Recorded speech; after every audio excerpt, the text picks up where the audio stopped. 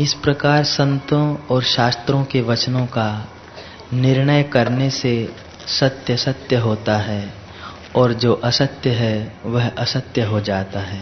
उनकी भावना या चाह करता था वे दुखदायी जान पड़ते हैं। जिनको संसार की चीजों को सुख रूप मानकर पाने की भोगने की चाहना करता है, आत्म सुख पाएगा तो समझेगा कि तो दुख रूप है, तो धोखा है। संसार के मजे तो क्या मुसीबतें हैं। इसीलिए विवेक जगाएं और सत्य स्वरूप ईश्वर की शांति में, भगवत प्राप्ति में आगे बढ़ना चाहिए। वशिष्ठ महाराज राम जी के गुरु हैं। कहते हैं कि हमारी संगति जीव मात्र को आनंद प्राप्त कराती है। ये चांडाल के घर की भिक्षा ठीकरे में लेकर खाना पड़े एक टाइम, दूसरे टाइम भूखामरी करना पड़े, तभी भी ब्रह्म ज्ञान का सत्संग और परमात्मा की प्राप्ति में लगे रहना चाहिए। चांडाल के घर की भिक्षा ठीकरे में खाने को मिले तभी भी अच्छा है अन्य ऐश्वर्यों से। अन्य ऐश्वर्य भोगेगा तो फिर मरेगा, नरकों में जाएगा। लेकिन सत्संग का आश्रय लेगा तो सत्य स्वरूप परमात्मा में पहुंचेगा। इसलिए नित्य भगवत चिंतन, भगवत ध्यान और भगवत प्रसन्नता के लिए सेवा कार्य करना चाहिए। आलस्य में अथवा भटकने में समय नहीं गंवाना चाहिए। जैसा मन कहे ऐसा नहीं करना चाहिए। जैसा शास्त्र, भगवान और सतगुरु कहते हैं ऐसा करने से कल्याण होगा। मनमुख होने से तो तबाही हो जाती है। मन कामी, मन क्रोधी, मन खड़िया, मन मोना, मन अष्टावकर, केडी मले उतेरो लाए, केडी मले हतेरो लाए, केडी मले हतेरो लाए। मन के साथ जुड़ेगा तो तबाह कर देगा। इसलिए गुरु मंत्र के साथ, भगवान के साथ, आत्मा परमात्मा के साथ जुड़ा रहना चाहिए। जब तक साधन भजन दृढ़ नहीं होगा तो मन तो उड़ा के ले जाएगा। सुमेरु पर्वत को तूफान नहीं उड़ाता, लेकिन तिनखे को तो साधारण हवा भी उड़ा के जाती है। ऐसे ही परमात्मा है सुमेरु पर्वत के सुमेरु, उसका आश्रय ले। संसार की चीजों का आश्रय लेगा तो उड़ा के ले जाएगा। हे राम जी, आत्मज्ञान विचार बिना वर और शाप से प्राप्त नहीं होता। ऐसा नहीं कि आशीर्वाद कर दिया आत्मज्ञान हो जाएगा। नहीं नहीं, आशीर्वाद से और कोई फायदा होता है, लेकिन आत्म साक्षात्कार केवल आशीर्वाद से नहीं होता। गुरु उपदेश देवे, उसका फिर विचार करें और आत्मज्ञान के विचार करते करते आत्मा में, परमात्मा में ठहरे। दुख आए या क्रोध आए उस समय देखे, चिंता आए उस समय देखे, मन में विकार आए उस समय देखे, विकारों से खिंच के नहीं जाए, परिस्थितियों का दास न बने, अंदर देखे, सावधान रहे। जप करें, 3 घंटे रोज जप में लगाने चाहिए। 3 घंटे ध्यान, 3 घंटे शास्त्र श्रवण, 3 घंटे गुरु की सेवा, 12 घंटे हो गए। 6 घंटे नींद में, 18 घंटे हो गए। तभी भी 6-8 घंटे सेवा के लिए बच जाते जो समर्पित है। और गुरु की तो सेवा क्या करना, गुरु को आत्म ज्योति जगाने के लिए तत्पर हो जाए। तो आत्मा तो अपने पास परमात्मा तो है, लेकिन दुखों का अंत क्यों नहीं होता कि उसको नहीं जाना। योग वशिष्ठ बार बार पढ़े तो मुक्ति का अनुभव हो जाएगा, ऐसा रामतीर्थ बोलते थे।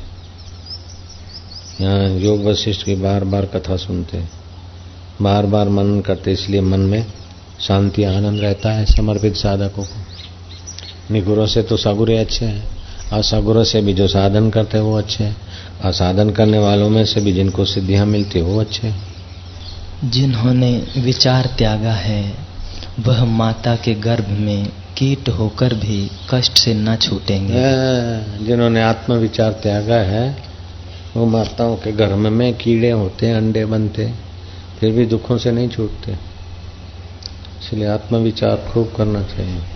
फूल और पत्र के काटने में भी कुछ यत्न होता है, परंतु आत्मा के पाने में कुछ यत्न नहीं होता, क्योंकि बोध रूप को बोध ही से जानता है। हे राम जी, जो जानने मात्र ज्ञान स्वरूप है, उसमें स्थिति होने का क्या यत्न है।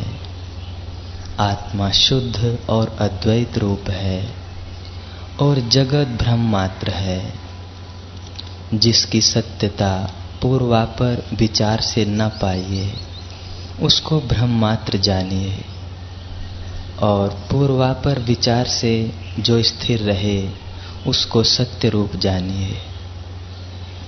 इस जगत की सत्यता आदि अंत में नहीं है, इससे स्वप्नवत है, तब तक विचार करना चाहिए।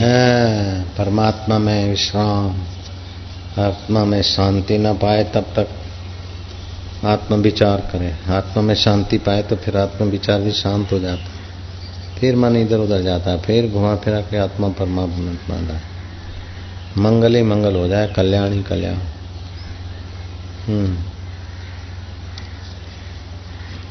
हे राम जी, आदि जो शुद्ध परमात्मा से चित्त संवेदन फुरा है, वह कलना रूप होके स्थित हुआ है, हो जाता है।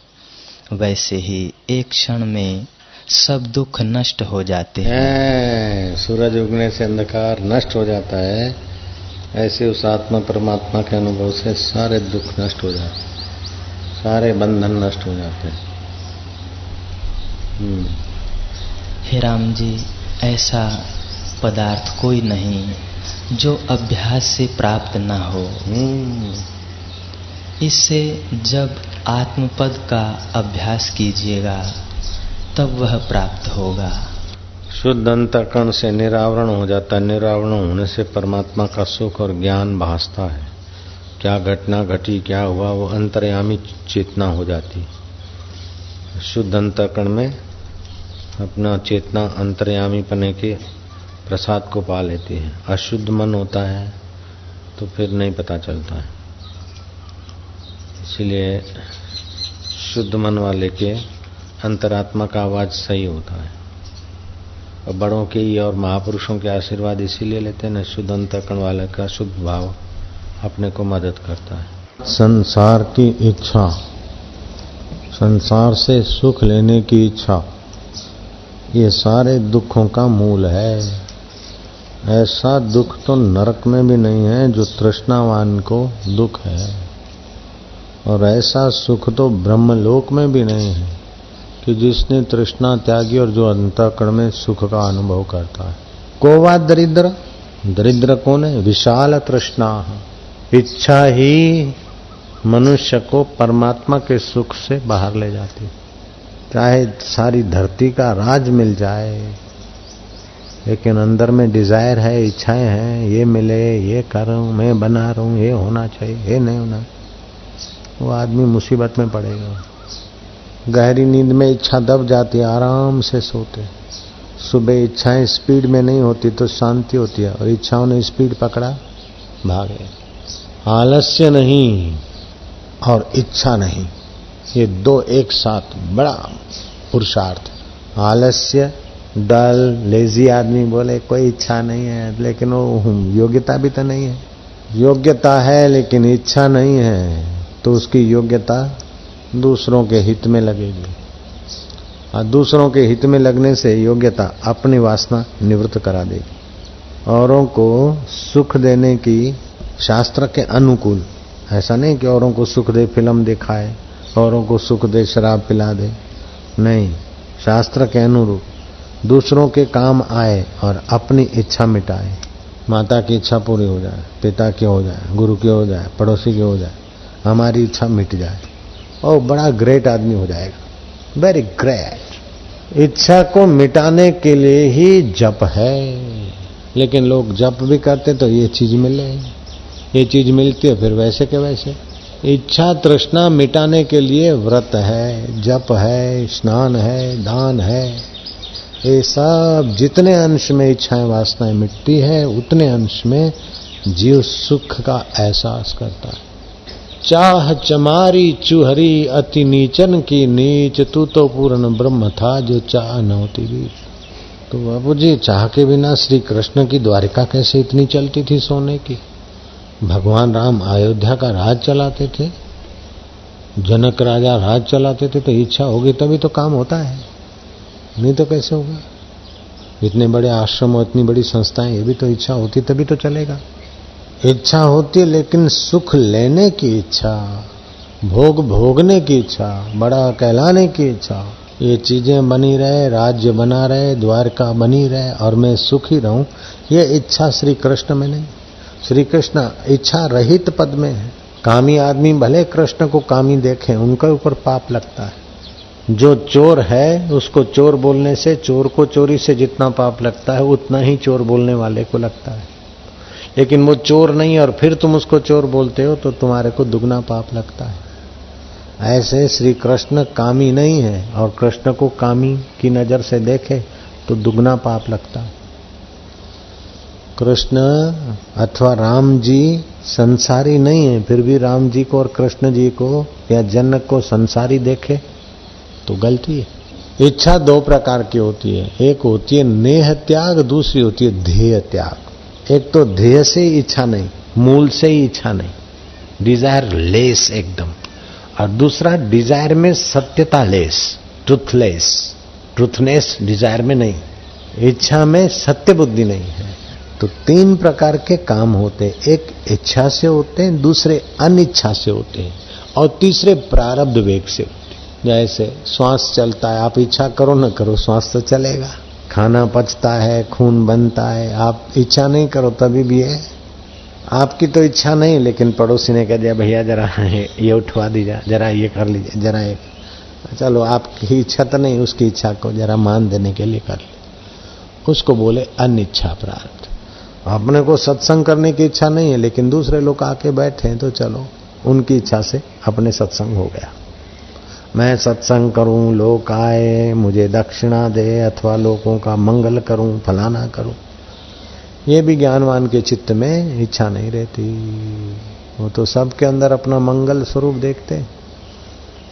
तो लोक मांगल्य की भी ज्ञानी के चित्त में ध्येय त्याग नहीं, नेह त्याग होता है। बहुत ऊंची बात है, इसको सुनने मात्र से जीव ज्ञान के मार्ग में गति कर सकता है। ये ऐसी बात है, सूक्ष्म बात है। भगवान राम के गुरुदेव वशिष्ठ महाराज बोल रहे हैं और राम जी सुन रहे हैं। भगवान राम जे सांभळे છે એ આવા કળયુગના માનવીને સાંભળવા મળે, જેટલી આપણી ઈચ્છાઓ વાસનાઓ વધારે હોય એટલું આપણને દુઃખ, ભય અને અશાંતિ થાય। જેટલી આપણી ઈચ્છાઓ વાસનાઓ ઓછી હોય એટલું ઓછું થાય, અને ઈચ્છા વાસના ના હોય, રામ રાખે તેમ રહીએ ઓધવજી।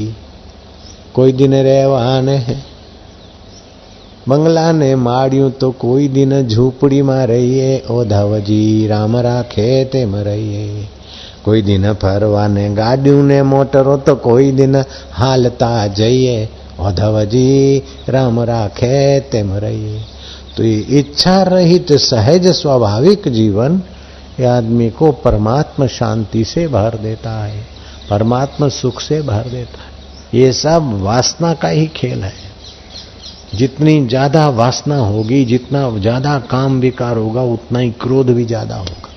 तो काम होगा तो फिर काम दबेगा तो क्रोध होगा, और क्रोध होगा तो भड़केगा आदमी। लेकिन इच्छा ही नहीं तो फिर क्रोध कहाँ है और काम कहाँ? फिर भी क्रोध दिखता है, राम जी के जीवन में क्रोध दिखता है, लेकिन कैसे? लोगों ने कहा कि प्रभु आप क्रोध नहीं करेंगे तो ये रावण मरेगा कैसे? तो राम जी कहते हैं क्रोधम आगच्छ आगच्छ, क्रोध आ जा जरा। क्रोध को बुला के उपयोग कर लेते बस। अंतरात्मा से राम जी जलते नहीं, टपते नहीं। सोने की द्वारका है तो कृष्ण आनंद में, और डूब रही है तो वही आनंद है, मौज है, क्योंकि कृष्ण को अंतःकरण में वासना नहीं कि ये मेरी सोने की द्वारका बनी रहे, हे गोपियां बनी रहे, ये फलाना बना रहे, इनके बिना भी क्या जीना। नहीं, कृष्ण अपने आप में खुश हैं, अपने आप में आनंदित है, अपने आप में पवित्रतम सुख में पूर्ण है। ऐसे ही राजा जनक अपने आप के सुख में पूर्ण है। तो सुख लेने के लिए उनकी प्रवृत्ति नहीं होती, पर इच्छा प्रारब्ध से प्रवृत्ति हो जाती है। कभी कभी अपनी इच्छा भी होती है, लेकिन अपनी इच्छा होती तो प्रारब्ध, तीव्र प्रारब्ध होता है तो अपनी इच्छा होती है। मंद प्रारब्ध होता है तो मंद इच्छा होती है। तर तीव्र प्रारब्ध होती तो तर तीव्र इच्छा होती। जैसे एक महाराज थे, उसने बोला अपने चेले को कि बेटा मेरा जब संसार से मैं जाऊंगा, मैं एक्सपायर्ड हो जाऊंगा, तो फिर आकाश में घंटियां बजेगी, देवता लोग अभिवादन करवाएंगे। तो समझ गया कि मेरी सदगति हो गई, मैं देवलोक में पहुंच गई, घंटियां बजेगी। और मृत्यु का समय आया, जेठ का महीना होगा, गुरु जी के प्राण निकले। आश्रम हरा भरा था, आम का बगीचा था और बड़ा सुंदर एक पेड़ था कुटिया के पास में, और बड़े फर्स्ट क्लास मीठे मधुर आम, गैस के पकाए नहीं, उससे भी वो जमाने के आम है, पक्का आम। गुरु जी के प्राण निकल रहे थे, उस समय आम पे नजर गई, आम इतना बढ़िया पक्का। ऐसे करते करते चले गए। गुरु जी का शरीर तो शांत हो गया, लेकिन घंटियां नहीं बजी, आकाश में दुंदुमियां नहीं बजी, घंटियां नहीं बजी। चेले ने देखा कि गुरु जी का कैसा हो, क्या कर। दूसरे एक महात्मा थे पहुंचे हुए, जिनकी इच्छाएं वासनाएं शांत हो गई थी, जो ज्ञान में स्थित हो गए थे। ये अभी साधक थे जो संत मारे गए, वो तो सिद्ध पुरुष थे, साक्षात्कारी थे। उनको प्रार्थना किया कि हमारा गुरु जी तो शरीर शांत हुआ, घंटियां नहीं बजी। ब्रह्म ज्ञानी के लिए भी घंटियां नहीं बजती, ब्रह्म ज्ञानी को कहीं आना जाना नहीं होता, और साधारण आदमी के लिए भी नहीं बजती। बीच के योगी के लिए कभी कभार उसकी ऐसी साधना हो तो बज सकती, लेकिन महाराज ये तो कुछ नहीं, घंटी बंटी बजी नहीं, न दुंदुबी बजी न घंटी बजी। महाराज आए, ध्यान लगा के देखा कि सूक्ष्म शरीर तो निकला, मर तो गए, लेकिन अभी स्वर्ग में नहीं गए। देखा तो आम में एकदम पका आम था, उसमें उनका सूक्ष्म शरीर, आम में कीड़ा बन गए। गुरुजी ने वो आम तोड़वाया, महाराज ने आम काटा और कीड़ा का शरीर को दबोच दिया, घंटियां बजी। तो वासना नहीं तो कीड़ा बनाया। ऐसे वासना ही भैंस बनाती, वासना ही घोड़ा गधा बनाती। जो बहुत सेक्सी होते हैं उनको मरते समय ये वासना होती है कि मैं बकरा बन जाऊं, तो एक दिन में 40 बकरियों के साथ फ्री सेक्स होगा, सुअर बन जाऊं, ऐसी वासना होती। फिर वो सुअर बनते। नरकों में जाने के बाद फिर उनकी जैसी वासना होती, उसी वासना की पूर्ति के अनुसार प्रकृति देवी शरीर देती। अभी जिसकी जैसी वासना इच्छा थी वो वहीं पहुंचता है। शराबी शराब के दुकान पे पहुंचेगा, पान वाला पान की दुकान पे, तमाशबीन फिल्म में भेज पहुंचेगा। जिसकी जहां इच्छा वासना होती है वहां जाते हैं। किसी की सात्विक इच्छा है तो सत्संग में पहुंचते, मंदिर में पहुंचते हैं। तो जैसी इच्छा होती है वहीं तो जाते लोग। तो सात्विक इच्छा, राजसी इच्छा, तामसी इच्छा, ये तीनों प्रकार की इच्छाएं, एक तो तामसी इच्छा अधम मन को होती है, राजसी मध्यम मन को होती है, सात्विक इच्छाएं उत्तम मन में होती है। लेकिन मन से जो पार गया वो इच्छाओं से पार चला गया। फिर भी उनमें इच्छा दिखेगा, लेकिन वो अपनी इच्छा नहीं, पर इच्छा से अथवा प्रारब्ध वेग से। तो साधारण आदमी भी प्रारब्ध वेग से करता है, उसके भी प्रारब्ध से इच्छा होती, तो ज्ञानी को भी हुई। हाँ, ये बात ठीक। लेकिन ज्ञानी को इच्छा हुई तो ज्ञानी की इच्छा बाधित है। जैसे रस्सी को जला दिया, अब उसके बल तो दिखते, लेकिन वो रस्सी बांधने के काम नहीं आती। मूंगफली को सेक दिया, अब मूंगफली तो दिखती है लेकिन वो उगेगी नहीं। ऐसे ज्ञानी की इच्छा तो दिखती है, लेकिन वो जन्म मरण को पैदा नहीं करेगी, क्योंकि उनकी बाधित इच्छा है।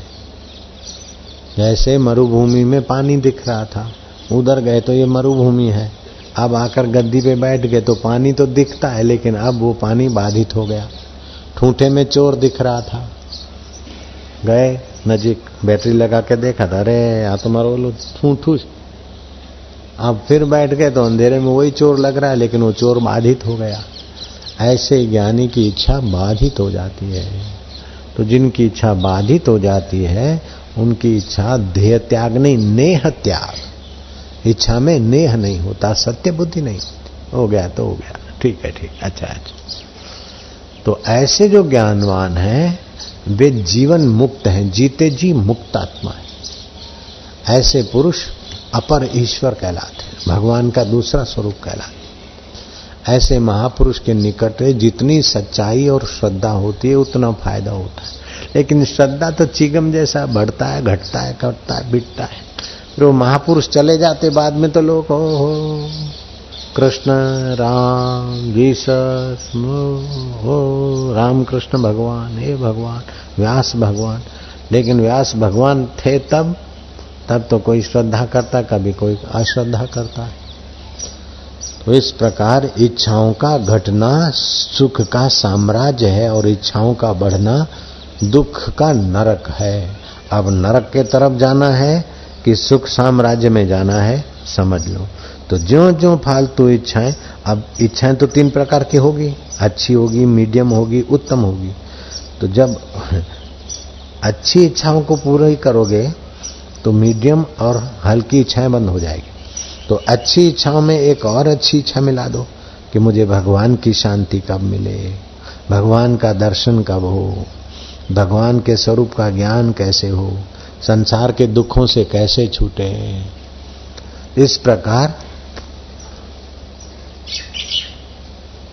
जैसा अमृत तैसी विष खाटी, जैसा मान तैसा अपमाना, हर्ष शोक जाके नहीं वैरी मित समान, कह नानक सुन रे मना, मुक्तता ही ते जान। वो आदमी मुक्त हो जाता है जिसकी वासनाएं डिजायर नहीं होती, उसके लिए तो अमृत और विष खाटी एक ही। मान और अपमान उसके लिए तो खिलवाड़ है, हर्ष और शोक उसके लिए तो खेल मात्र है।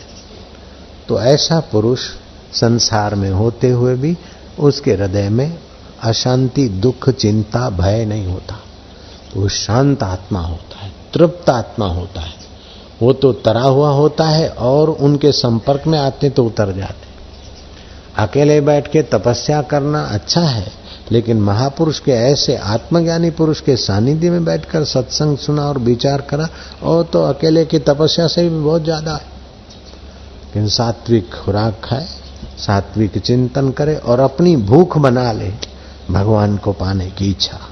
तो दूसरी इच्छाओं को निकालने के लिए भगवान को पाने की इच्छा डाल दो। तो इच्छा सात्विक, राजस, तामस।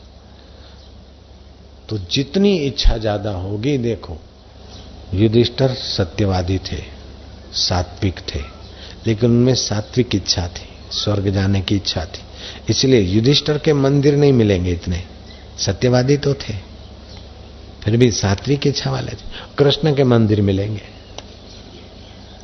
अर्जुन के मंदिर नहीं मिलेंगे, राम के मंदिर मिलेंगे, हनुमान के मंदिर मिलते लेकिन अर्जुन के मंदिर नहीं मिलते। तो हनुमान की इच्छा निवृत्त हो गई थी। अर्जुन को तो अभी युद्ध तो करना था, विजय बनना था, सुख दुख में सम रह के भी युद्ध करना था, फिर विक्षेप भी आ जाता है।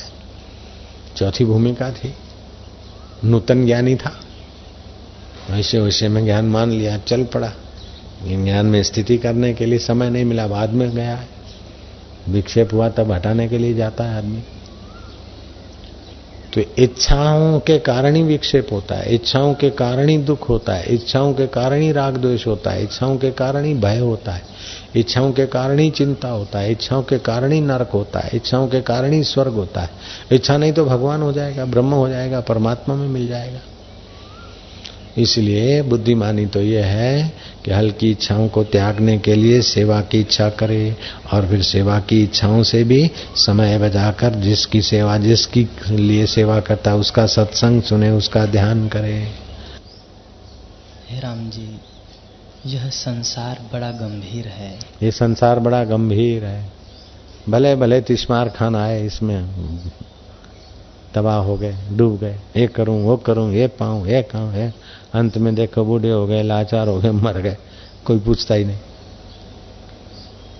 ये डिग्री पा लूं, यहाँ जाऊं वहां जाऊं, विदेश का मिले, स्वदेश का मिले, परदेश का मिले, कर करा के आखिर क्या मिला? संसार की सत्यता खोपड़ी में ज्यादा घुसी, ईश्वर की शांति से थोड़ा दूर हो गए।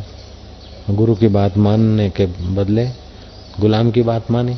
मन तो गुलाम है, गुलाम की बात मानेगा तो गुलामी बढ़ेगा, गुरु की बात मानेगा तो गुरुत्व तो जगेगा। ऐसा नहीं कि नास्तिक हैं तो समझदार भी हैं, आस्तिक भी हैं, लेकिन इच्छा को इम्पोर्टेंस दे देते हैं, अपने उद्धार को नहीं देते, तो वैसे लोग भी भटक जाते हैं। लेकिन वासना होती है ना तो बस उल्टा दिखाती, और ज्ञान होता है तो सही दिखता है। तो वासना के अधीन कर्म ना करे, विवेक के अधीन करे, ज्ञान के अधीन करे, वैराग्य के अधीन कर्म करे। संसार बड़ा गंभीर है, तो इसमें ज्ञान विवेक वैराग्य हो तो इस संसार से तर जाएगा, नहीं तो भले मर गए, कई तबाह हो गए, पता ही नहीं। उदय अस्त दौल राज वो भी चले गए खाली। बड़े बड़े ज्वेलरी वाले, बड़े बड़े धन वाले, बड़े बड़े सत्ता वाले खप गए। अपने जीवन में प्रयोजन की सिद्धि होना चाहिए। फिर चाहे प्रयोजन की सिद्धि में परिणाम का विचार करें। चलो कोई रास्ते में गिरा है, मरा है, पड़ा है, उसको मदद करना है, लेकिन ऐसी मदद न करो कि उसको मदद न मिले और आप उल्टे टंग जाओ। आप युक्ति से मदद करो कि उसको मदद मिले और आप निर्लेप नारायण हैं। ये प्रयोजन पूर्ति है। अब बुद्धि कदम कदम पे साथ देती, बुद्धि का विकास करना चाहिए। साधु संग से ही होती है। साधु संग देखो, दान करना, यज्ञ करना, तप करना, ये अपनी जगह पे तो ठीक है, लेकिन परमात्मा प्राप्ति नहीं होगी। इससे ऊंचे लोगों की प्राप्ति हो सकती है, इससे अंतःकरण शुद्ध हो सकता है, लेकिन अंतःकरण उपहित जो चैतन्य है उसका ज्ञान कर्मों से नहीं होगा। कर्म करने से तो कर्तापन बना रहेगा। परमात्मा प्राप्ति ज्ञातव्य है, कर्तव्य नहीं है। परमात्मा प्राप्ति में क्रिया नहीं है, जानना है अपने को और भगवान को। तो सत्पुरुष के संग से ही होगी। यज्ञ दान तप व्रत कितने भी कर दे, उससे और तो प्राप्ति हो जाएगी, पुण्य लोकों के ये वो, लेकिन परमात्मा प्राप्ति तो सत्पुरुषों के संग से ही होगी।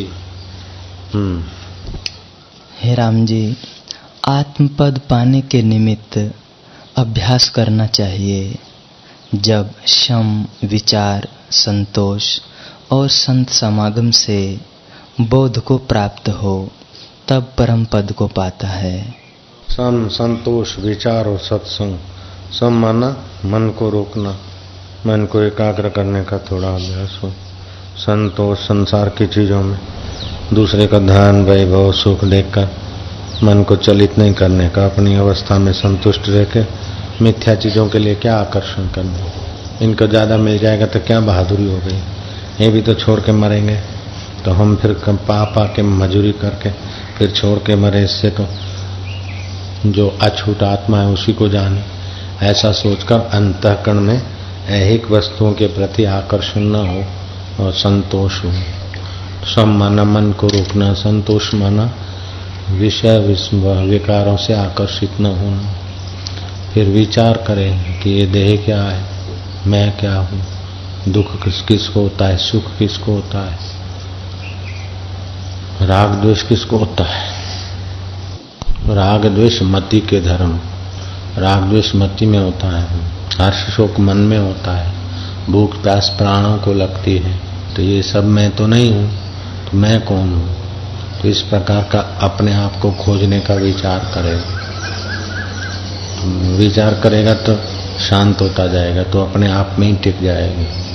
तो सम संतोष विचार और सत्संग करे, सत्पुरुषों के सानिध्य में सत्य परमात्मा के विषय में जाने, अपने को खोजे और परमात्मा को जानने की कोशिश करें। अपने को खोजने में सफल हो गया तो परमात्मा मिल जाएगा, परमात्मा को जानने में सफल हो गया तो अपने आप की खोज हो जाएगी। जैसे लहर को खोजा तो पानी मिल जाएगा, पानी को खोजा तो लहर भी मिल जाएगी। ऐसे जीव अपने आप को खोज ले तो ईश्वर मिल जाएगा। तो ये परमात्मा प्राप्ति के 4 मुख्य साधन हैं। आजकल तो कलयुग का ऐसा प्रभाव हो गया कि लोगों की बुद्धि और अक्ल होशियारी सब खाने पीने में, पदवी पाने में खत्म हो जाती।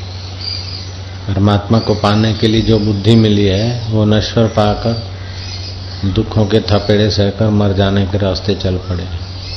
इतनी बढ़िया बुद्धि है, श्रद्धा है, लेकिन कोई विरले विरले परमात्मा को पा लेते हैं। बाकी तो कईयों को तो भ्रांति होती, भगवान जैसी कोई है कि नहीं। बोले भगवान है क्या सचमुच में? ये घड़ियाल तो दिखती है, लेकिन इसका कोई बनाने वाला होगा कि नहीं होगा, ये संदेह करना ही बेवकूफ़ी है। ये बुद्धि का दिवाला है। घड़ियाल है तो बनाने वाला है, भले तुमने नहीं देखा, लेकिन कहीं न कहीं बनाने वाला है। ऐसे ही सृष्टि है तो सृष्टि का रचयिता है। घड़ियाल तो जड़ है और सृष्टि में तो चैतन्य जीव है। धरती में भी चेतना छुपी है, बीजों को उत्पन्न कर देती है। वृक्षों में भी चेतना है। तो परमात्मा चैतन्य है और सर्वत्र है, सब में है। बोले दिखता क्यों नहीं? देखने की कोशिश कहाँ किया? देखने के लिए जैसी बुद्धि चाहिए, जैसी अक्ल चाहिए, जैसे संयम और सादगी चाहिए, वो नहीं है। तो खोजने की, जिन खोजा तन पाया। एक ने नहीं, कईयों ने पाया परमात्मा को। तो अपन भी पा सकते हैं, लेकिन छोटी छोटी बातों को इतना महत्व दे दिया कि परमात्मा को पाने का विचार ही नहीं उठता। थोड़ी देर उठा तो जोर नहीं पकड़ता, और थोड़ा जोर पकड़ा तो कुटुंबी संसारी सुला देंगे, सो जा। सब सोए हुए, उसमें एक जगने को कोशिश करेगा तो दूसरे बोलेंगे सो जा। ऐसे कोई परमात्मा के लिए जागृत होगा तो कुटुंब इसको सुला देंगे, छोड़ो, घर में रह के भजन करो। घर में रह के जख मार लिए तुमने, हो गया भजन, अब हमको सिखाते। हमको भी सब लोग अक्कल देते थे, घर में रह के भजन करो। देखो कबीर नहीं थे, नानक भी गृहस्थी थे, लेकिन कबीर की कमाई कितनी थी, नानक की कितनी थी और कितने अलग रहते थे, ये बात नहीं बताएंगे। राजा जनक देखो, राजपाट करते थे और परमात्मा को पा लिया। अरे अगले जन्म में कितनी साधना थी, गुरुओं के चरणों में कितनी श्रद्धा, भक्ति और ज्ञान के संस्कार थे। इस जन्म में भी लगे रहे थे, तब राजपाट होते हुए पा लिया। कोई विरला है ऐसा, पहले का अभ्यासी है, इसलिए पा लिया।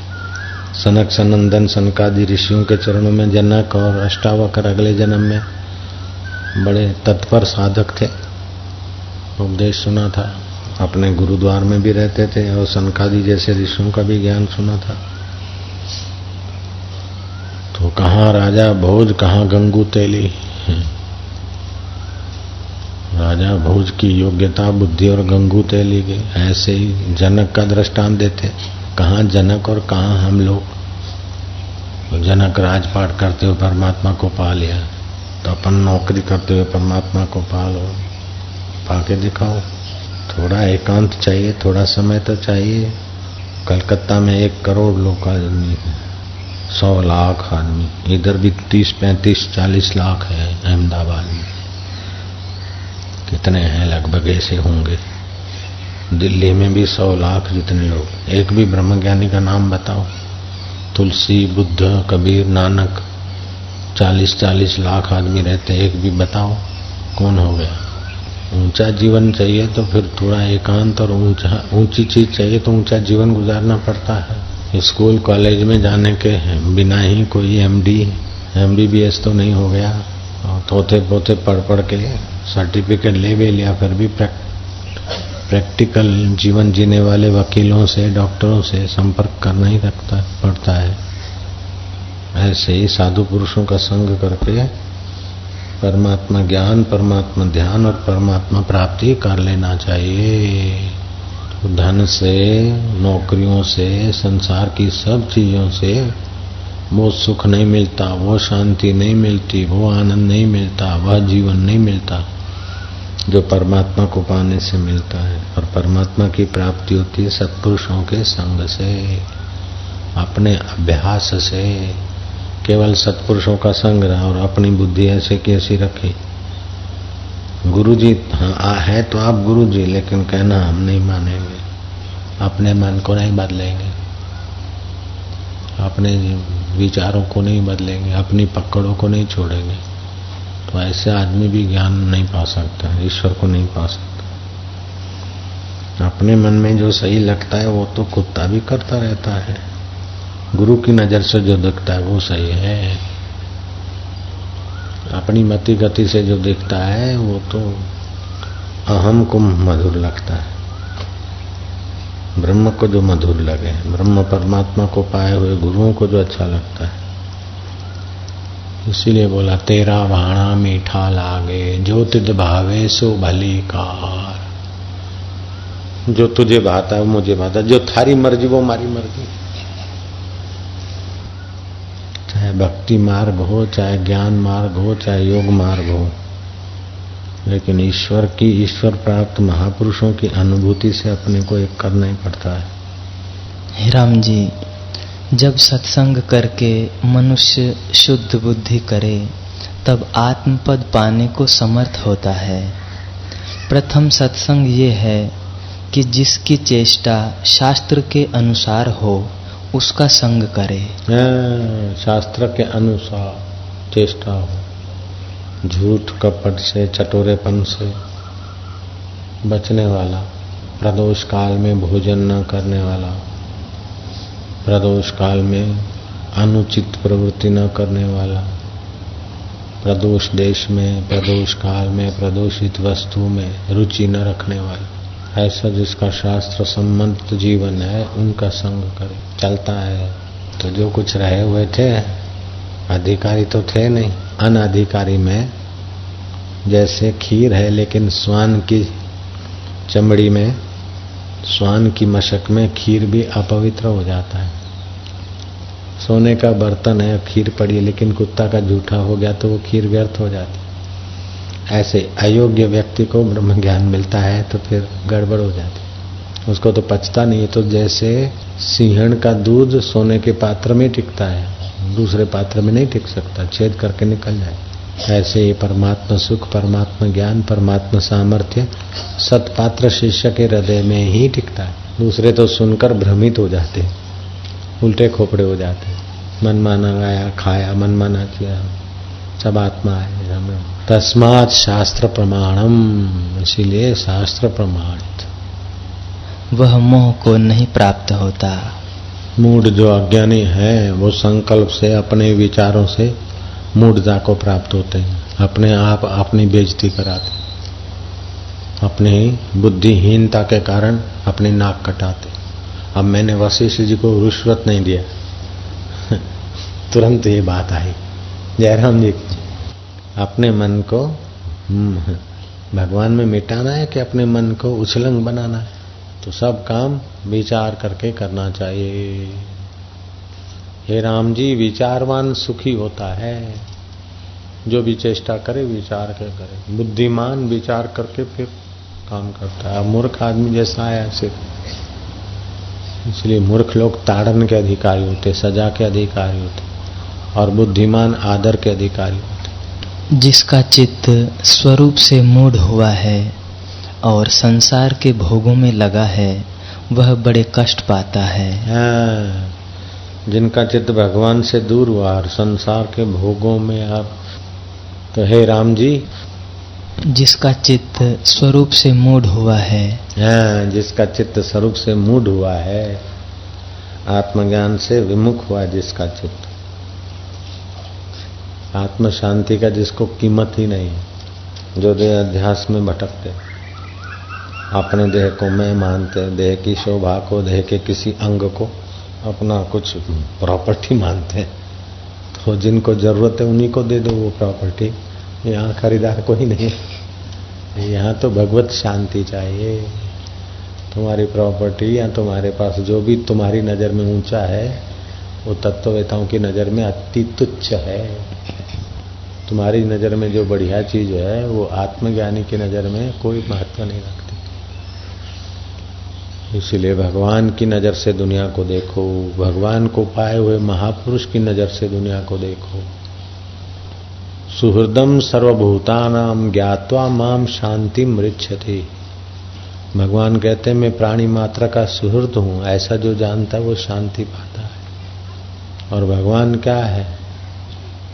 भोक्तारम यज्ञ तपसाम सर्वलोका महेश्वरम। यज्ञ और तपस्या का फल भोगने वाला मैं ही हूँ, ईश्वरों का ईश्वर महेश्वर, प्राणी मात्र का आत्मा बन के बैठा। गुरु की सेवा करते, लेकिन गुरु के हृदय में भी भगवान है, माता के हृदय में, पिता के हृदय में। इंद्र के लिए स्वाहा करते हैं, लेकिन इंद्र के भीतर भी वो भोक्ता तो परमेश्वर है। भोक्तारम यज्ञ तपसाम सर्वलोक महेश्वरम। ईश्वर तो बहुत होते हैं, लेकिन ईश्वरों के ईश्वर महेश्वर तो एक ही ब्रह्म परमात्मा है। कृष्ण अपने को वैसा जानते हैं, मानते हैं। भोक्तारम यज्ञ तपसाम सर्वलोक महेश्वरम सुहृदम सर्वभूतानाम। प्राणी मात्र का मैं सुहृद हूं, ऐसा जो जानते हैं वो शांति पाते हैं।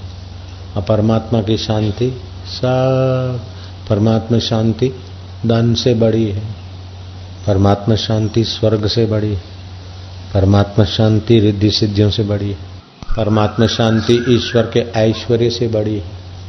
ईश्वर का ऐश्वर्य भोगने के लिए बहिर्मुख होना पड़ेगा, ईश्वर से दूर होना पड़ेगा, और परमात्मा शांति तो ईश्वर में मिला देती। भोक्तारम यज्ञ तपसाम सर्वलोक महेश्वरम सुहृदम सर्वभूतानाम। प्राणी मात्र का मैं सुहृद, ज्ञात्वा माम शांति मृच्छति। ऐसा जो मुझे जानता है वो शांति पाता है। अशांतस्य कुतः सुखम। अशांत आदमी को सुख कहाँ? जो परमात्मा शांति पाए वही सुखी है। हाँ, सुख के साधन से सुखी होना ये अल्प आभास सुख है। इसको हर्ष बोलते हैं। कोई चीज मिल गई, हा हा खुश हो गया, खुशी हो गई, लेकिन ये खुशी नहीं, ये हर्ष है। जितना हर्ष का सुख भोगेगा उतना ही शोक का दुख भी भोगना पड़ेगा। जो चीज पाकर तुम सुखी हुए वो चीज छूट जाएगी तो दुखी होंगे। जो चीज नहीं है उसको पाने के लिए पाएंगे तब सुखी होंगे, तो उतनी मेहनत करनी पड़ेगी। लेकिन परमात्मा तो अपना आत्मा है, वो चीज तो दूर है और फिर छूट जाएगी। परमात्मा तो मिले मिलाए हैं, लेकिन उस परमात्मा का ज्ञान नहीं है, इसलिए परमात्मा से अपने को अपन दूर मानते हैं। ये मिल जाए, वो मिल जाए, ऐसा करूं, ऐसा होगा। या तो भगवान के लिए उल्टी मान्यता है, ध्यान भजन करे कोई आ जाएगा, बंसी वाला, धनुषधारी, डमरू वाला, यूं आशीर्वाद। हम भी पहले से ही मानते थे। मैं खूब साधना कर रहा, मौन मंदिर में साधना किया कि अभी आ गए भगवान शिव आए, फिर पूछेंगे क्या चाहिए, मैं बोलूंगा कुछ नहीं चाहिए, भगवान खुश हो जाएंगे, बस। हमारी ऐसी मान्यता थी, घर में थे तब गुरु मिले तब पता चला कि अरे भगवान आए और चले जाए तो भगवान का मायावी रूप होगा, बाकी तो वास्तव में भगवत आत्मा तो अपना आपा है। तो ज्ञात्वा माम शांति मृच्छति, मुझे जानता है वो शांति पा लेता है। भगवान को एक बार जानो तो फिर छुपते नहीं। संसार को कितनी बार जान लो फिर भी वो अदृश्य हो जाता है, नष्ट हो जाता है। जैसे सूरज को एक बार जान लो फिर सूरज का ज्ञान नहीं मिटेगा। भले बादल आने के कारण सूरज नहीं दिखे, लेकिन सूर्य का ज्ञान तो मौजूद है। ऐसे ही भगवान को एक बार जान ले फिर विक्षेप में चित्त विक्षिप्त भी हो जाए तभी भी भगवत ज्ञान नष्ट नहीं होता। विक्षेप की भी जिससे सिद्धि होती है वो मैं हूँ, विक्षेप जिससे विक्षिप्त होता है वो मैं हूँ। बात ऊंची बात है। विक्षेप जिससे विक्षिप्त होता है वो मैं हूँ, शांति जिससे प्रकाशित होती है वो मैं हूँ, दुख जिससे प्रकाशित होता है वो मैं हूँ, सुख जिससे प्रकाशित होता है वो मैं हूँ, और मैं जिससे प्रकाशित होता है वो भी मैं हूँ। ऐसा परम ज्ञान बहुत ऊंचा है, तो कोई बिरला आदमी जान। ये साधु पुरुष के संग के बिना ये ज्ञान नहीं टिकता, होता नहीं, टिकता नहीं। गुरु और शिष्य जा रहे थे, चलते चलते गुरु जी थके, पेड़ के नीचे बैठ गए, ध्यान लग गया और आनंद आनंद आनंद करके गुरु जी तो परम शांति में। शेर का धाड़ना हुआ, शिष्य का तो पसीना छूट गया। गुरु जी गुरु जी गुरु जी, गुरु जी तो एकदम निर्विकल्प समाज। और शेर का धाड़ना देखा, शेर नजीक आ रहा है, शिष्य तो झाड़ की डाली पे ऊंचे चढ़ गया, अब गुरु जी तो नीचे बैठे पेड़ के थड़ के बाद। शेर आया और गुरु जी को जरा इधर उधर देखा, सूंघा, तनिक बैठा, पूंछ हिलाई प्यार की और शेर तो चल दिया। गुरु जी को देखा कि रे गुरु शेर आया और गुरु जी उठे नहीं और शेर ने कुछ भी नहीं किया। अरे जब परमात्मा शांति होती तो शेर का हिंसक स्वभाव भी उस समय शांत हो जाता है। और उसका प्रेम, परमात्मा प्रेम में जो उभर रहा है तो उसको परमात्मा प्रेमी किसी की हिंसा थोड़ी करता है। जो सच्चा प्रेम करता है वो किसी का अहित थोड़ी करेगा। तो सच्चा प्रेम में जो भगवान के प्रेम में आनंद में थे तो शेर का मन भी बदल गया, शेर चल दिया। थोड़ी देर के बाद गुरुजी उठे, गुरुजी शेर आया था। मैं तो बहुत घबरा गया, झाड़ के ऊंचे डाले पे चढ़ गया। फिर शेर की दहाड़ आई तो मेरी एक की बेखी हो गई मेरे तो कपड़े भी गीले हो गए। और गुरुजी आप बैठे रहे, आपको डर नहीं लगा? आगे चलते चलते गुरुजी को मच्छर ने काटा। अरे कम वक्त ने काट लिया। अरे गुरुजी शेर से डरे नहीं और मच्छर से डर रहे। बोले शेर से इसलिए नहीं डरा कि मैं परमात्मा में था, और मच्छर से इसलिए परेशान हुआ कि तेरे साथ हूँ तेरे संग में हूँ इसलिए मच्छर की परेशानी लगती है। ईश्वर के संग में था तो वापस शेर की भी परेशानी नहीं थी। क्षोभवान होता है तैसे ही भंवर होती है समुद्र में, उसमें आया हुआ तिनका क्षोभवान होता है। यह जीव मन भाव को प्राप्त हुआ श्रम पाता है। हाँ, ये जीव बेचारा मन भाव को प्राप्त होकर श्रम पाता है। जैसे भाटी में भंवर में आया हुआ जंतु दुख पाता है, ऐसे ही मन के चक्र में आया हुआ जीव बेचारा दुख पाता है। इसीलिए बोलते कि गुरु जी की आ गया तो करते हुए भी अकर्ता भाव का संकल्प मिले। मैं ये करूं, मैं वो करूं। नहीं करने से तो ध्यान भजन और अनुष्ठान करने वाले को शाबाश है, लेकिन उससे भी ऊंचा तो वो है जो संकेत पाकर परमात्मा शांति के रास्ते चलता। नारायण हरि नारायण हरि। हे राम जी, यत्न से चित्त रूपी वैताल को नष्ट करो। जो कुछ पदार्थ तुमको रस संयुक्त दृष्टि आवे उनको त्याग करो। जब वांछित पदार्थों का त्याग करोगे तब मन को जीत लोगे और अचल पद को प्राप्त होगे। जैसे लोहे से लोहा कटता है तैसे ही मन से मन को काटो, रूपी वैताल को दूर करो। देहादिक जैसे लोहा से लोहा कटता है, कांटे से कांटा निकलता है, हीरे से हीरा कटता है, ऐसे ही शुभ गुणों से अशुभ गुणों को काटो, शुभ कर्मों से अशुभ कर्म की वासना काटो। अशुभ वासना कट गई तो फिर शुभ वासना भी शांत, भगवत शांति में आ जाए। वासना को त्याग करके एकाग्रता करो, तब परम पद की प्राप्ति होगी। सब वासनाएं छोड़ो और एकाग्र हो जाओ भगवान में, तो परम पद की प्राप्ति होगी, परमात्मा की प्राप्ति होगी। जो काम सौंपा है वो तत्परता से कर। जो तत्परता से सेवा करता है उसका ध्यान भी तत्परता से लग। अपना समय का सदुपयोग करें। समय बड़ा कीमती है और कीमती में कीमती परमात्मा की प्रीति के अर्थ काम करें। संसार का अनर्थ बढ़ाने के लिए समय न लगाए। भगवान अर्थ भगवान, हमारी प्रयोजन पूर्ति होनी चाहिए। प्रयोजन परमात्मा प्राप्ति, प्रयोजन वासना पूर्ति नहीं, प्रयोजन निष्प्रयोजन नहीं, परमात्मा प्राप्ति का प्रयोजन होना चाहिए। परमात्मा प्राप्ति का प्रयोजन हो और तत्पर हो तो काम बन जाए। प्रयोजन तो है लेकिन तत्परता नहीं तो प्रयोजन भी नहीं है।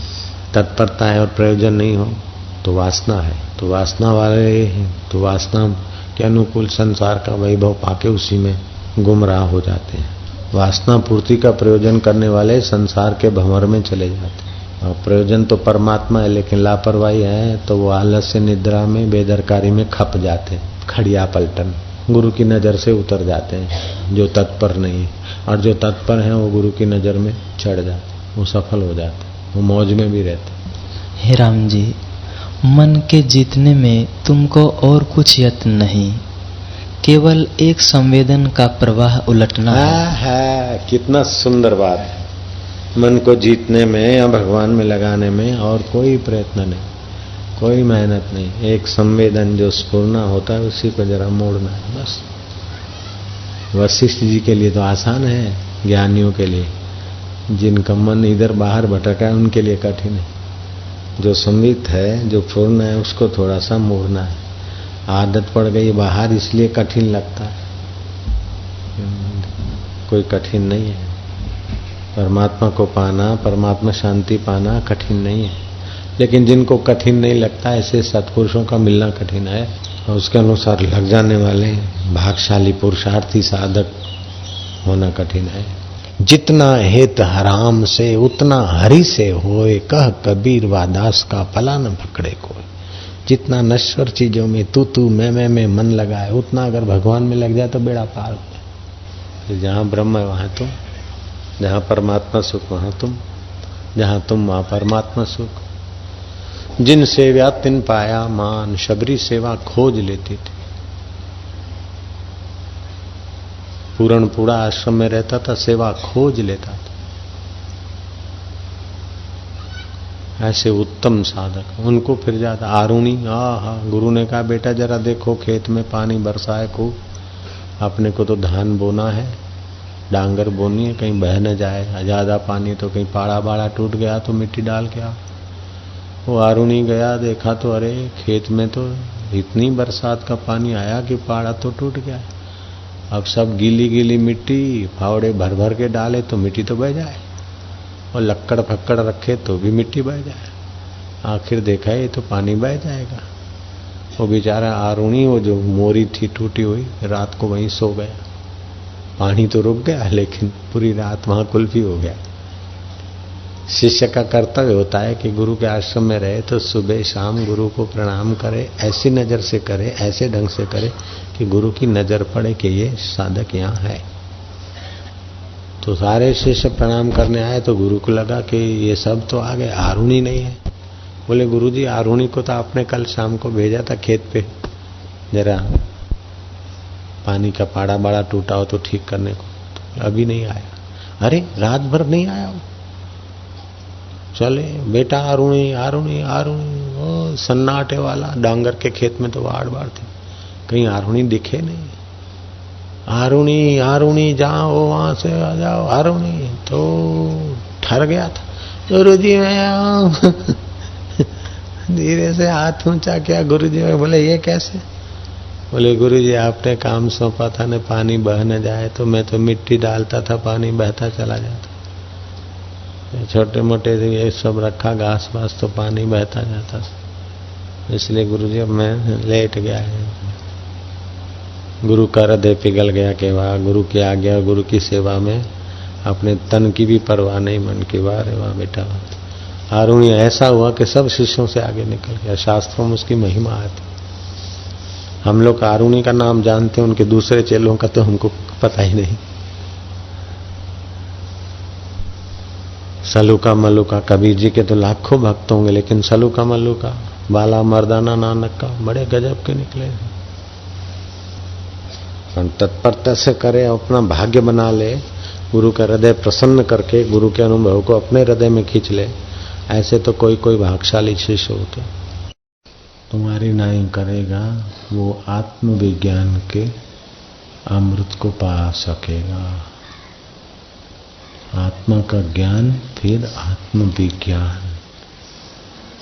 शरीर के लिए भौतिक ज्ञान और विज्ञान, लेकिन अपने लिए आत्मिक ज्ञान और विज्ञान। ज्ञान विज्ञान तृप्त आत्मा कूटस्थो विजितेन्द्रिया इक्षते उच्चते योगी समलोष्टाक समकांचना। ज्ञान विज्ञान से जो तृप्त हो गया है, ऐसा योगी के लिए सोना और लोहा सब प्रकृति का है, सब बेकार है, मिथ्या है। किसी में आकर्षण नहीं, किसी का भय नहीं, किसी वस्तु के चले जाने का भय नहीं, मिलने की खुशी नहीं। वो अपनी शांत उत्तम अवस्था में, सम अवस्था में जो अंदर सहित अभ्यास करेगा, कभी किया कभी ना किया, थोड़ी देर किया, थोड़े दिन किया, फिर छोड़ दिया। जितना तुच्छ सर्टिफिकेटों के लिए या तुच्छ वस्तु विशेष पदार्थों के लिए तत्परता से काम करते, उससे भी ज्यादा आदर से परमात्मा पाने का अभ्यास करना चाहिए।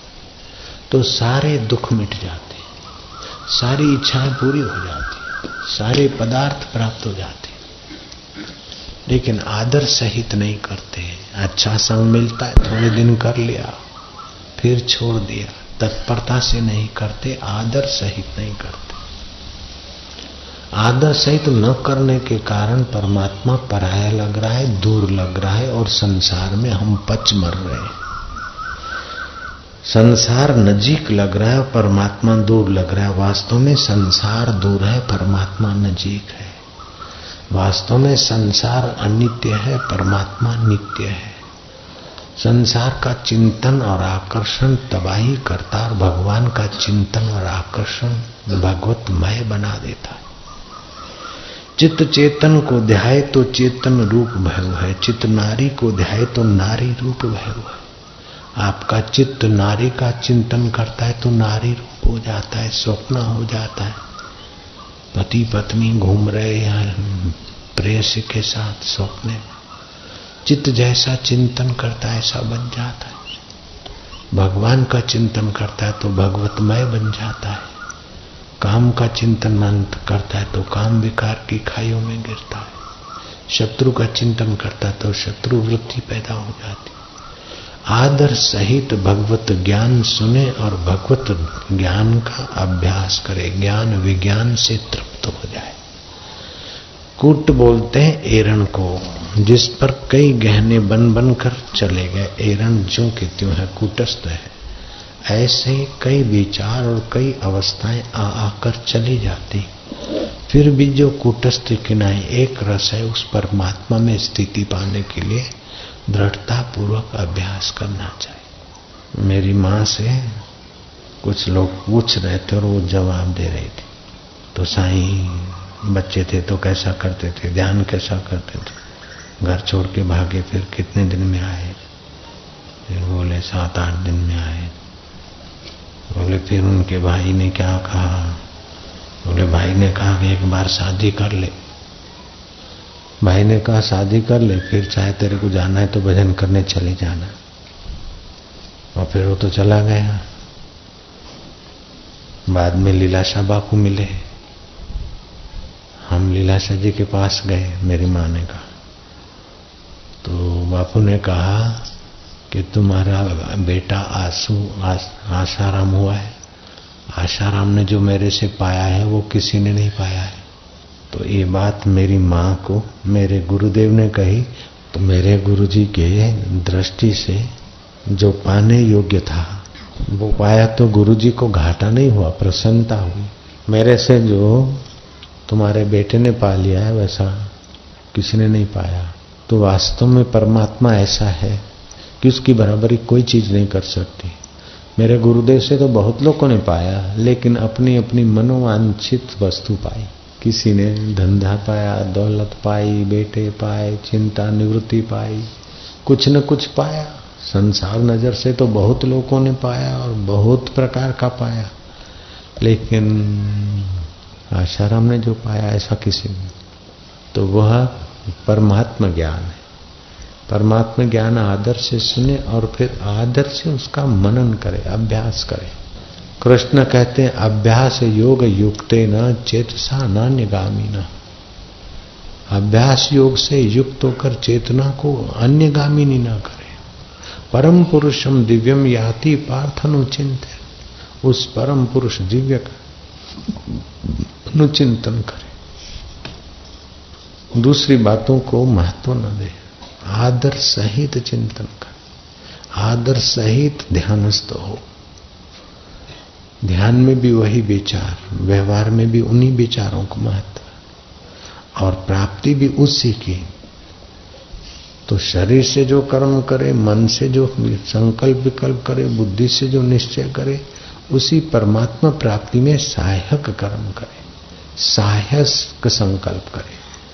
राग द्वेष के संकल्प नहीं, भोग वासना के संकल्प नहीं, तू मैं के नहीं, लेकिन तू मैं को मिथ्या मानकर सर्वेश्वर के विषय में विचारे, उसी में शांत होने का अभ्यास करें, तो परमात्मा ज्ञान विज्ञान की प्राप्ति हो जाएगी। राम जी तुम्हारी नाई कोई आदर से विचार करे तो उसको भी प्राप्त हो जाएगा। हे राम जी, प्रथम तो जीव को विचार पूर्वक वैराग्य कहा है कि संत जनों का संग और सत्शास्त्रों से मन को निर्मल करे। जब मन को निर्मल करे। अशुद्ध धन से मन मलिन होता है, अशुद्ध कर्म से मन मलिन होता है, अशुद्ध फ्रेंडशिप से मन मलिन होता है, अशुद्ध आहार से मन मलिन होता है। मन शुद्ध तो करते थोड़ी देर, फिर मलिन करने को छूट छाट ले लेते। इसलिए समय बीतता चला जा रहा है, हाथ में कुछ नहीं आता। तो जो मिलता है झाग है संसार की, सब उनकी झाग दिखती हीरे मोतियों जैसी बच्चे को, लेकिन है तो झाग। ऐसे ही बड़े बड़े तरंग ऊपर नाचते, ये मिल जाएगा, ऐसा पालेंगे, ऐसा कर लेंगे। अंत में देखा तो क्या मिला? बुढ़ापा मिला, कमजोरी मिली, आयुष्य नष्ट करने का दुर्भाग्य मिला, और क्या मिला? इसलिए मन को शुद्ध करे, सत्पुरुषों का और सत्शास्त्रों का आश्रय लेकर मन को निर्मल बनाए। साफ आईने में मुखड़ा दिखता है, ऐसे निर्मल चित्त में परमात्मा की अनुभूति होती। निर्मल चित्त ही निर्दुख चित्त होता है, निर्मल चित्त में ही निर्दुखता आती है, निर्मल चित्त में ही सामर्थ्य आता है, निर्मल चित्त में ही ठीक समझ आती है, सूझबूझ होती। निर्मल मन जन सो मोहे पावा, छल छिद्र कपट मोहे स्वप्न न भावा।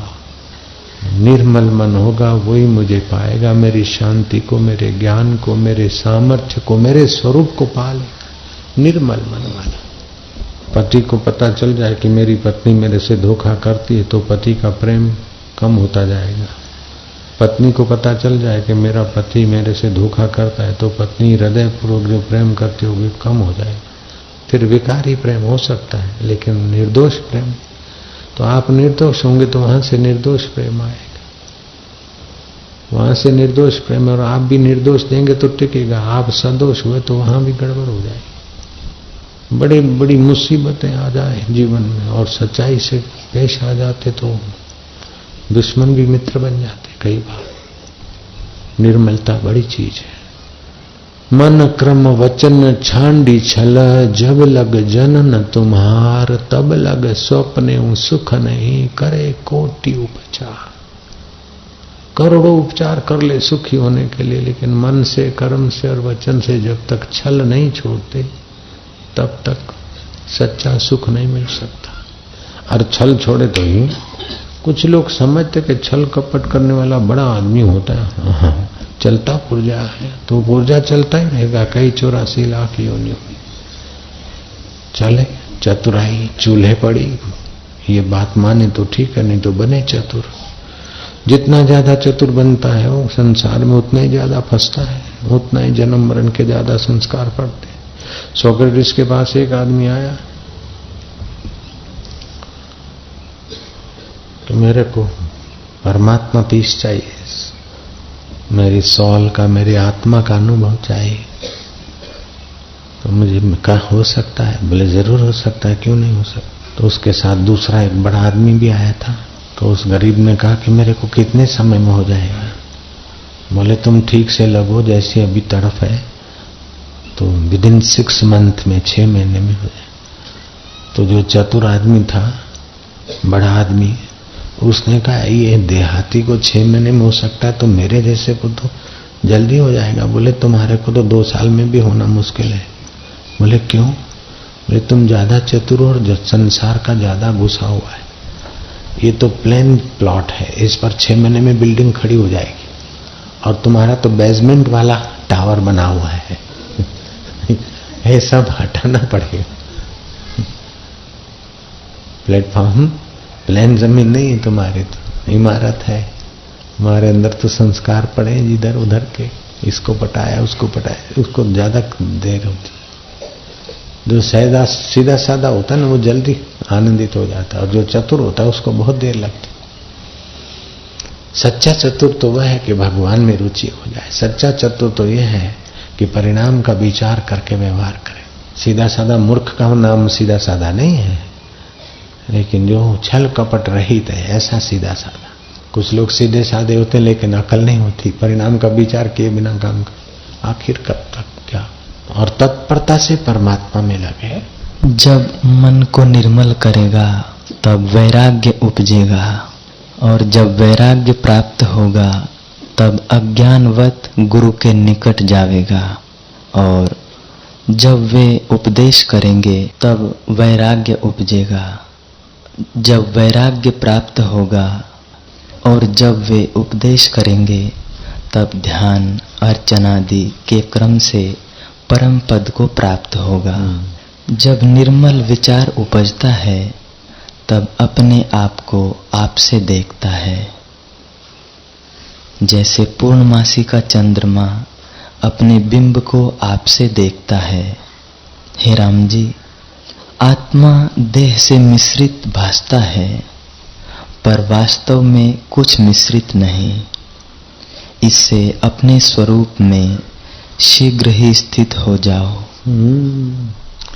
जैसे घड़े का आकाश घड़े से मिला हुआ दिखता है, ऐसे ही आत्मा देह से मिला हुआ दिखता है, लेकिन वास्तव में देह से आत्मा नहीं मिला है। तुम देह से मिले हुए नहीं हो, लेकिन मिले हुए दिखते हो। वैसे घड़े से घड़े का आकाश मिला हुआ दिखता है, लेकिन घड़ा मर जाए तो आकाश मरेगा क्या? घड़ा टूट जाए तो आकाश टूट जाएगा क्या? घड़ा काला कलूट हो जाए या पीला लाल कैसा हो जाए, आकाश वही का वही। ऐसे कोई गोरे, कोई काले, कोई ब्राउन कलर के, कोई और, लेकिन वो आत्मा ज्यों का त्यों। तो आत्मा शरीर से मिला हुआ दिखता है, मैं शरीर से मिला हुआ दिखता हूँ, लेकिन शरीर मरने पर मैं तो नहीं मरता हूँ, तो मिला हुआ नहीं हूँ मैं। अगर मिला हुआ होता तो शरीर मरने से अपन भी मर जाते। तो आप शरीर से मिले हुए दिखते हो, लेकिन शरीर से मिले हुए नहीं हो, न्यारे हो। मिले होते भी न्यारे हो। जैसे घड़े का आकाश घड़े से मिला हुआ है, फिर भी घड़े से न्यारा है। जैसे चंद्रमा का प्रतिबिंब पानी से मिला हुआ है, फिर भी वो पानी से न्यारा है। जैसे सूरज थाली में दिखता है, थाली से मिला हुआ है, पानी की थाली में अथवा पोखरे में या सूरज दिखता है, वो पानी में मिला हुआ है, फिर भी पानी से न्यारा है। ऐसे ही तुम भी शरीर से मिले हुए हो, शरीर से न्यारे हो। और जो तुम्हारे साथ नहीं चलेगा, उस शरीर को मैं मानकर कितना कितना संसार में पच मरेंगे। जिससे सदा न्यारे हो, उसी अपने प्यारे स्वरूप का ज्ञान पाकर उसी का अभ्यास दृढ़ करो। निर्मल स्वरूप जो आत्मा है, उसको रंजक मात्र भी देह से संबंध नहीं। क्या बात है, कितनी ऊंची बात है। पुरुषोत्तम मास में ऐसी बात सुनने का अवसर मिल रहा है। जो निर्मल आत्मा है उसको देह से रंचक मात्र भी संबंध नहीं, रंचक मात्र तिल भर भी संबंध नहीं है। और फिर भी देखो तो दिन रात उसी के संबंध में मारे जा रहे। आंसू बहा कि मेरा बेटा है हो गया, मेरी पत्नी है, मेरा फलाना, मेरा दुकान चला गया, मेरा खेत खली चला गया, मेरा वो चला गया। शरीर से तुम्हारा रंच मात्र भी संबंध नहीं। और ये सब चीजें शरीर के साथ संबंध रखती है। रुपए, पैसे, देह, बेटा, बेटी, सब सारे मकान, दुकान तुम्हारा शरीर का अस्तित्व है, तभी तक तुम्हारे दस्तावेज और तुम्हारा मकान। और शरीर से तुम्हारा रंच मात्र भी संबंध नहीं। फिर भी इन चीजों के बढ़ने से तुम समझते मैं बड़ा आदमी हूँ, बड़ा कमाया, 2-4 करोड़ रुपए इकट्ठे कर लिए मैंने, दुकान किया, फलाना किया, 4 करोड़ मैंने अपनी लाइफ में इकट्ठे कर लिए। कोई बोलता मैंने 40 लाख इकट्ठे किए, कोई बोलता मैं तो 10 लाख रुपए भी नहीं देखे, क्या करूं। अरे 10 लाख नहीं देखे, 10 करोड़ जिनने देखे, बाकी तो है किसी का उनके साथ संबंध नहीं। इन वस्तुओं का शरीर के साथ संबंध नहीं और शरीर का आपके साथ संबंध नहीं। बोलो, ये मकान, दुकान, रुपए, पैसे वहीं पड़े रह जाएंगे, शरीर शमशान में चला जाएगा और तुम शरीर के मरने पर भी मौजूद हो। कितना सनातन सत्य है। ऐसा ज्ञान तो और संप्रदायों में, पंथों में नहीं मिलता जल्दी से, मजहबों में। नारायण हरि। भगवान राम जो ज्ञान सुन रहे, वो ज्ञान आपको सुनने को मिल रहा है इस जाबल्य तपस्थली पे। राम का युग अभी नहीं है, लेकिन राम को जो प्रसाद मिल रहा है वो तुम सुनने को भाग्यशाली हो रहे हो। हे राम जी, इस देह के साथ तुम्हारा रंच मात्र भी संबंध नहीं। अब मकान टूट जाए तो तुम्हारे शरीर को क्या होगा? मोटर गाड़ी चली जाए तो तुम्हारा कुछ भी नहीं। तो जैसे मोटर गाड़ी का तुम्हारे शरीर के साथ संबंध नहीं, ऐसे तुम्हारा भी शरीर के साथ संबंध नहीं।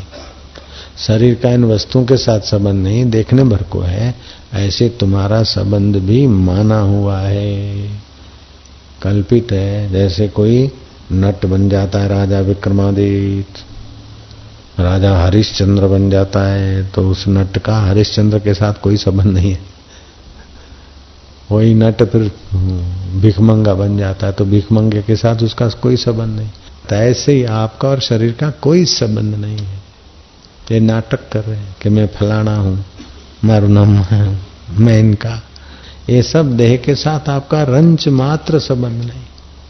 मेरा नाम मोहन, मेरा नाम कन्हैयालाल, मेरा नाम सोहन भाई, कुछ भी नहीं। तेरा नाम क्या है तुझे पता ही नहीं, तू क्या है वो तुझे पता नहीं। तेरे नाम का तो कोई पार नहीं, सारे नाम तुम्हारे और कोई नाम तुम्हारा नहीं। ऐसा तुम्हारा सनातन सत्य स्वरूप आत्मदेव है। जैसे जल और कमल भिन्न रहते हैं, ऐसे ही आत्मा और देह भिन्न है। हे राम जी, मैं ऊंची भुजा करके पुकारता हूँ। बोलो और क्या करें? मेरा कहा मूर्ख नहीं मानते। माला मूर्ख लोग हमारा कहा नहीं मानते, सुना अनसुना कर देते। ऊंची भुजाएं कह के करके कहता हूँ। अब राम जी के युग में राम जैसे सत शिष्य थे, ऐसे राम जी के युग में वशिष्ठ महाराज को ऊंची भुजाएं करके कहना पड़ता था कि मेरा कोई कहना नहीं मानते। मगर कोई मानतुद नहीं है, सब अपनी डपली अपना रहा। बुद्ध ने कहा कि उसके शिष्य ने पूछा होगा कि आपको तो बहुत लोग मानते हैं, सुनते हैं। बुद्ध ने कहा बनते आपको तो बहुत लोग सुनते मानते। बुद्ध ने कहा आनंद मेरे को नहीं सुनते, अपने अपने को सुनते हैं। बोले नहीं, सब आपकी कथा सुनने आते हैं, आपको सुनने आते हैं। बुद्ध ने कहा अच्छा कल दिखाऊंगा। कल का सत्संग पूरा हुआ। बुद्ध की आदत थी, शाम के सत्संग के बाद कह देते थे, अंधेरा हो जाता था, आप अपने अपने काम में लग जाओ, किया हुआ वायदा निभाओ, अपने कर्तव्य में लग जाओ, अपना अपना कर्तव्य तत्परता से पालो। समय बीता जा रहा है, फिर मौका नहीं मिलेगा। आखिरी में बुद्ध ऐसा कहा करते थे, अपने अपने काम में लग जाओ, दिया हुआ वायदा निभाओ, ऐसा मौका फिर नहीं मिलेगा। बुद्ध सत्संग करके उठ के जल्दी से चल दिए, अपने शिष्य को लेकर रास्ते में खड़े हो गए। कथा सुनकर वैश्या लौट रही थी। बुद्ध ने पूछा कि तुमने कथा में क्या सुना, क्या सार बात सुनी? बोले भंते मुझे तो वो बात अच्छी लगी कि किया हुआ वायदा निभाना चाहिए, ऐसा मौका नहीं मिलेगा, अपना कर्तव्य पालना चाहिए। तो मैं एक बड़े सेठ को वायदा दे आई थी और ऐसा बड़ा ग्राहक फिर से नहीं मिलेगा। आप वास्तव में अंतर्यामी है, मेरी तो आंख खोल दी आपने। बुद्ध ने कहा अच्छा आगे चलो। फिर दूसरा आदमी गया। बुद्ध ने कहा आज सत्संग सुना, क्या कैसा अच्छा लगा, क्या बात अच्छी लगी? भंते आप वास्तव में भगवान है, ऐसा मौका नहीं मिलेगा। वक्त बीता जा रहा है, मेरा डाका डालने का धंधा था और आज अच्छी पार्टी के यहाँ डाका डालना है। हमें तो सत्संग सुनने में मशगूल हो गया था और आपने आखिरी मुझे चेता दिया, मैं जल्दी जल्दी पहुंच रहा हूँ, वक्त मत गंवाओ। आपने कहा बिल्कुल ठीक कहा। अगर हमारे वक्त के हिसाब में थोड़ा हेर फेर हो जाए तो सारा करा करा चौपट हो जाए और हम पकड़े जाए। इसीलिए आपने बहुत अच्छा कहा। डाकू को बुद्ध उस रूप में वो डाकू सुनता है बुद्ध को। तीसरा भिक्षुक निकला। भिक्षुक आज सत्संग में क्या सुना, सार बात कैसी लगी? बोले भंते आपने ठीक कहा कि वक्त बीता जा रहा है, अपने अपने काम में लगो। मनुष्य को अपने काम में लगना चाहिए। शरीर के काम तो सदियों भर होते रहे, अपने आत्मा में शांति पाने के काम में लगना चाहिए। वक्त बीता जा रहा है, किया हुआ वायदा निभाना चाहिए। माँ के गर्भ में ऊंधे होके लटकते थे, हे प्रभु इस बार जाकर तेरा ज्ञान पाकर मुक्त हो जाएंगे, तेरी शांति पाकर शांत आत्मा हो जाएंगे। जो माँ के गर्भ में ऊंधे लटकते हुए वायदे किए थे वो पूरे करने चाहिए। बनते आपने तो बहुत अच्छी सावधानी देते रोज।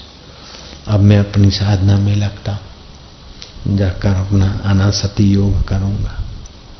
अब आनंद को पता चला कि बुद्ध को कोई नहीं सुनता, जो अच्छा लगता है वही आगे मानते नहीं। अपने मन को अच्छा लगे ऐसा तो कीट पतंग भी करता है, क्या हो गया। जो वास्तव में अच्छा है वो सत्शास्त्र और सतगुरुओं के द्वारा जानकर उसमें तत्परता से लग जाना चाहिए। तो जीवन में दो धाराएं होती हैं। एक धारा होती है कि सुखी होने के लिए जैसी इच्छा हुई ऐसा करते लगे। लड़के से पूछा कि बेटा तू प्राइम मिनिस्टर हो जाएगा तो क्या करेगा? बोले पापा मैं तो सारी स्कूलों में छुट्टियां करवा दूंगा। दूसरे अफीमची से पूछा कि तुम प्राइम मिनिस्टर होगा तो क्या करेगा? बोले मैं सबको मुफ्त में अफीम बंटवा दूंगा। हलवाई से पूछा कि तुम अगर प्राइम मिनिस्टर हो गए तो बोले कदम कदम के मिठाइयों की दुकान पर सारे टैक्स बैक्स माफ करवा दूंगा। तो ये हुआ अपनी अपनी वासना के अनुसार जीवन। वासना के अनुसार जीवन तो कुत्ता भी जी लेता है। वासना की पूर्ति का जीवन नहीं, संयम से प्रयोजन की पूर्ति का जीवन चाहिए। तो प्रयोजन है कि सब दुखों से छूट जाए, परम सुख रूप परमात्मा को पालें, ये जीवन का प्रयोजन होना चाहिए। जैसे स्वास्थ्य के लिए भोजन करना एक प्रयोजन है, लेकिन स्वाद के लिए भोजन करना ये वासना है। जो स्वाद के लिए खाएगा वो बीमार रहेगा और जो स्वास्थ्य के लिए खाएगा वो स्वस्थ रहेगा। तो जीवन में एक प्रयोजन और दूसरी वासना, कि जीवन केवल खा पी कर वासना पूर्ति करते हुए जीवन पशु की नाई बर्बाद करने के लिए नहीं है। जीवन अंतर आत्मा जीवन दाता के सुख को पाकर परम सुखी होने के लिए है। तो इस ध्यान योग शिविर का, संयम शिविर का आज तुम्हारी पूर्णाहुति का मैं यहाँ शंख बजा दूंगा, लेकिन फिर भी साधन की पूर्णाहुति मत करिएगा। आपका प्रयोजन जब तक पूरा नहीं होता तब तक अपना नियम और साधन मत छोड़िएगा। मूल्यवान समय है, वो परम मूल्यवान परमात्मा की प्राप्ति में काम आ जाए। तो जीवन का उद्देश्य प्रयोजन पूर्ति है, वासना पूर्ति नहीं। तो इस प्रयोजन पूर्ति का जो सुख सत्संग में मिलता है अथवा साधन भजन करने के बाद जो चित्त में होता है उसको बढ़ाते रहिए। और दूसरा, जिस काम करने से तुम्हारा शरीर दुर्बल होता है, मन दुर्बल होता है, बुद्धि दुर्बल होती है, वो कार्य पाप के समान है। बोले उपवास करने से शरीर दुर्बल होता है? नहीं, उपवास करने से बाहर से स्थूलता कम होती है लेकिन अंदर से बल बढ़ता है। शरीर से खराबी हो, मानसिक खराबी हो अथवा बौद्धिक खराबी हो, वो पुण्य कर्म नहीं है, पाप कर्म है। तो इस पाप से बचो, शरीर स्वस्थ रहे, मन प्रसन्न रहे। और प्रसन्न मन कपटी आदमी का नहीं रहता। जो छल कपट करके पुजवाना चाहते हो अथवा कपट करके है कुछ बनना चाहते हो, वे अपने आप को बहुत बड़ी गहरी मुसीबत में फेंकते हैं। जितना मन शुद्ध होगा उतना ही निर्मल चित्त होगा। निर्मल मन जन सो मोहे पावा, छल छिद्र कपट मोहे स्वप्ने न भावा। जो निर्मल मन है वो मुझे पाते हैं, छल छिद्र कपट मुझे स्वप्ने में भी नहीं भाता। तो आप लोगों के जीवन का प्रयोजन होना चाहिए, जीवनदाता की शांति, जीवनदाता का सुख। और मरने के बाद नहीं, जीते जी। मुआ पछीनो वायदो नकामो को जाने छे काल। आज अत्यारे अब गड़ी साधु जो लो नगदी रोकड़ माल। वो नगद अभी नहीं मिला तो फिर कब मिलेगा?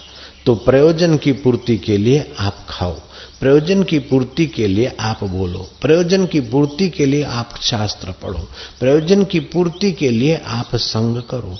इधर उधर के गपशप में समय, जैसे स्त्री का स्वभाव होता है फालतू बातों में समय गंवाती, उससे वो सावधान रहे। अब अपने को स्त्री या लड़की मत मानो, अब अपने को साधक मानो। साधक का प्रयोजन साध्य पे होता है।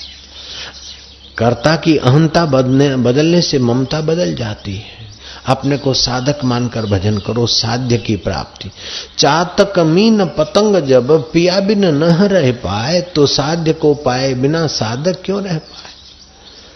चातक मीन मछली अपने प्रिय को पाए बिना तड़पती है, चातक अपने प्रिय को पाए बिना तड़पता है। ऐसे ही साधक अपने साध्य को पाए बिना तड़पे तो उसके प्रयोजन की पूर्ति का रास्ता खुल जाएगा। अनहद सुनो बड़ भाग्या, साकाल मनोरथ पूरे। आहत से सारे शब्द उत्पन्न होते हैं, अनाहद उस परमात्मा स्वरूप का ध्वनि होता है। ओमकार जो अनाहद नाद है, क ख ग च ये 12 अखड़ियां सब आहद से पैदा होती है। एक ही शब्द ओमकार है जो अनहद है, अनहद नाद। तो अनहद स्नोवड भाग्य, वो आनंद स्वरूप परमात्मा का ध्वनि जो है, परमात्मा का जो स्वाभाविक स्वरूप है, वहां तो फिर सुनने वाला सुनाने वाला दो नहीं बचता। तो आप पंचड़ की टेलीफोन की लाइन पूर्ण कर देंगे। अब यहाँ की लाइन चालू रख। लोग इकट्ठे हो गए थे, अभी तो कुटिया भी नहीं बनी, 5-7 हजार लोग इकट्ठे थे। हमने क्या क्या दैत तेरे के अकेले खा रहे बोले बापू जी फिर उन्होंने सत्संग सुना, लाइन जोड़ी, यहाँ से उन्होंने फिर सेल्यूलर से जोड़ा, फिर सेल्यूलर माइक के आगे रखा। 5-7 हजार आदमियों ने वहां। जीवन में सत्संग जितना काम करता है वो दूसरा साधन या पैसा काम नहीं करता। पैसा शरीर को सुविधा दे सकता है, साधन भजन आपके चित्त को जो सुना है उसमें स्थित कर सकता है। जब तक सत्संग नहीं है तब तक आप साधन भजन भी क्या करोगे। और साधन भजन तो वही होगा जो आपने जान रखा है, सुन रखा है, उसी को दृढ़ करोगे। सत्संग से पुराने दोष मिटते हैं, नई समझ मिलती है, नई ऊंची स्थिति आती। जो जाने सत्संग प्रभाव, लोक न भेद न आन हो पाऊ। जो सत्संग का प्रभाव है लोक में भेद में उसकी बराबरी और कोई नहीं कर सकता।